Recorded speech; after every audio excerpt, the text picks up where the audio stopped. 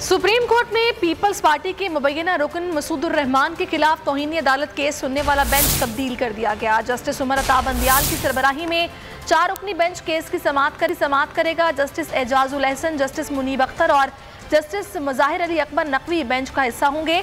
Supreme court ने peoples party के मुबैना रुकन मसूदुर रहमान अब्बासी को तौहीन अदालत का शोकॉज नोटिस जारी कर दिया।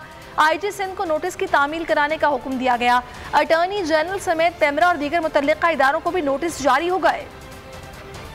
सुप्रीम कोर्ट में पीपल्स पार्टी के मुबैना रुकन मसूदुर रहमान के खिलाफ तौहीन अदालत केस सुनने वाला बेंच तब्दील कर दिया गया। जस्टिस उमर अता बंदियाल की सरबराही में 4 रुकनी बेंच केस की समाअत करेगा। जस्टिस एजाजुल एहसन, जस्टिस मुनीब अख्तर और जस्टिस मुजाहिर अली अकबर नकवी बेंच का हिस्सा होंगे। सुप्रीम कोर्ट ने पीपल्स पार्टी के मुबैना रुकन मसूदुर रहमान अब्बासी को तौहीन अदालत का शोकॉज नोटिस जारी कर दिया। IG सिंध को नोटिस की तामील कराने का हुक्म दिया गया। अटॉर्नी जनरल समेत पेमरा और दीगर मुतल्लिका इदारों को भी नोटिस जारी हो गए।